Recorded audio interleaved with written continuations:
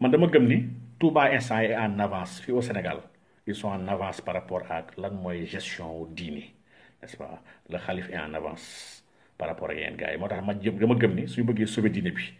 gaaw dañoo war a taxawal une commission pour l'islam